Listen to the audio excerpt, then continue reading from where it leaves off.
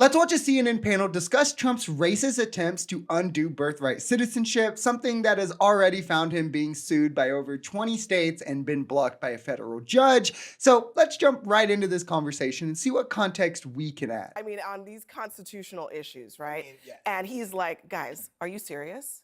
And this is a judge who's been around a long time. He's a Ronald Reagan appointee. And I mean, it's just, yeah, it's kind of elementary. I mean, it's just something that's clearly written in the Constitution. And, I feel bad for the lawyer. Like, we're talking about blind loyalty to Trump.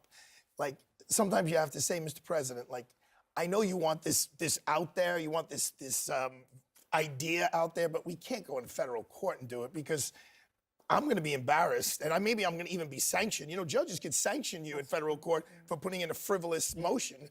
I mean, it's that clear. If he wanted to really do something, he could talk about a constitutional convention, which is very, very hard to do, to change the United States Constitution into what he wants. But it's pretty cut and dry. And remember, guys, this is the party that is supposed to value the Constitution overall. We'll point to it anytime they feel it defends their terrible positions, like on gun control. Now, imagine if Democrats did this in the response, but Republicans who would lambaste Democrats for doing this will then just toss it aside the first chance that they get if it's inconvenient to the things they want. Trump was talking about terminating the Constitution on the campaign trail, and we were told that we were doing fake news for covering that and saying it because he would never do something unconstitutional. Republicans would never do this. And then on day one, he tries to pass a laughably unconstitutional executive order. We told you so. That's just day one. Also, guys, let's wait and see what he's got in store when he's in full groove. Now, we'll talk more about birthright citizenship and why his argument is completely phony, but let's jump back to the panel for a second. I think this is very intentional for all of us going, oh, this could never happen in our country. They're testing the fences. Well, to your point, they started the deportation raids and arrests this week.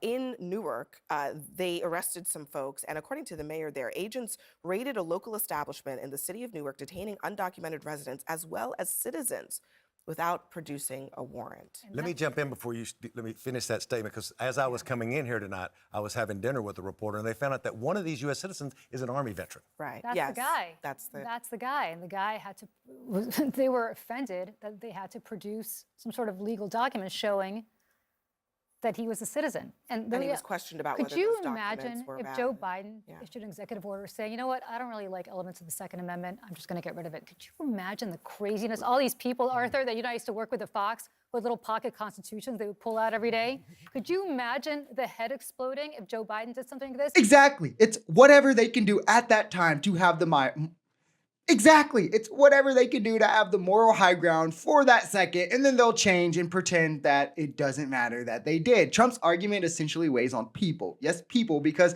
I feel like he passes these things to try to convince his base, not federal governments, because courts, judges, lawyers, they're obviously going to understand the weeds of these things.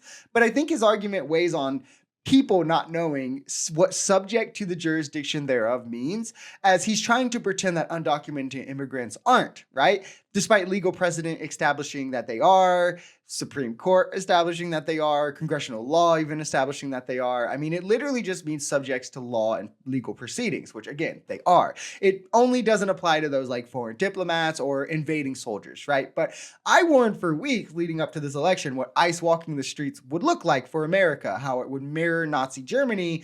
And we're already seeing the beginning of that with U.S. citizens being terrorized, being harassed. And as far as an Army veteran, nonetheless, and who they're talking about. Now, if I get asked to produce papers, I'm going to jail, y'all, because I just hope that ICE officer can fight. Now, as to what she says at the end here, Fox News would run with that story for 2 years. Like, if any Democrat ever proposed a legislation that so clearly went against what was written in the Constitution, imagine how radical they would pretend we are. They did The not goal vote for all that. along was for this to go to the Supreme Court.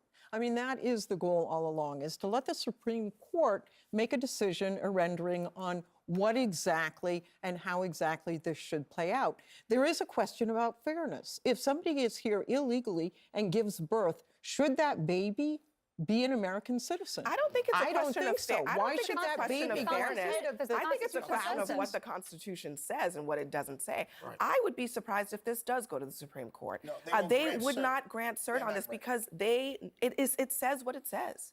It says what it We'll says. see. The Supreme we'll Court see. takes cases where there's a real controversy. Here, I don't think you're going to get four It's judges to been say, a- well, this is a question we have to answer. It's They're been gonna say, over "We don't have to answer 150 this." years, and there's been no controversy about it. This is such a neo-Nazi belief, and I don't know how it's made its way back into the mainstream. Like, I would love for these people to tell you what makes you an American then, because it always gets down to genetics and bloodlines and then some pretty racist things. Again, neo-Nazi belief. If not being born in America, I mean, what is it, right? And pay attention to those who will indulge into that question, because it's always some white-centric group of ideals or beliefs that they transpire in a way where they can police those who aren't white-centric from not being into the in group. It's all predicated on racism. Even this lady says if something is illegal, we're talking about human beings here. Like, why are we calling them things?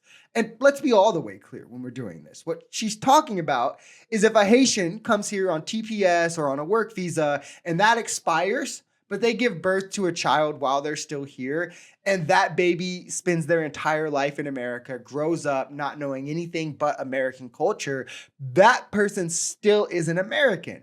This is where, again, it comes down to bloodlines and genetics, where what they want, what the center of this argument really gets at is good genetics, which are from white people, which is why I say when you flush this out, it literally just boils down to a neo-Nazi belief.